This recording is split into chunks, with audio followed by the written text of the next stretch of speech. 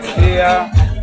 Karibuni tena muweze kuchukua nafasi yenu ili tuweze kuendelea program.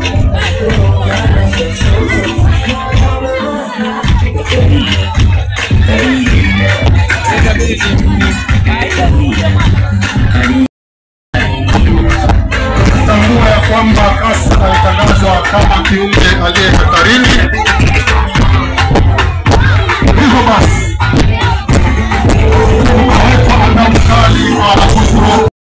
wengine still weze kupeleka hii jumbe kwa watu wa Kilifi ili ikifikia siku kama hii ya leo tuweze pia kuisherehekea pamoja. Nafikiri mambo mengi sana yameongelewa na Maweni Total Group, na sisi kwa jina tunajiita Bureni Fishermen Community. Bureni Fishermen Community and Marine Conservation. Tuko maeneo ya Kilifi na sehemu yetu ambayo tunafanyia kazi ni Bureni Vipingo.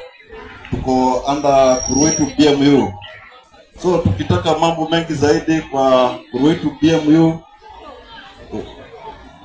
tunaweza mkatufikia, manake pia ni sehemu nyingine ambayo inatambulika katika hii Kenya yetu.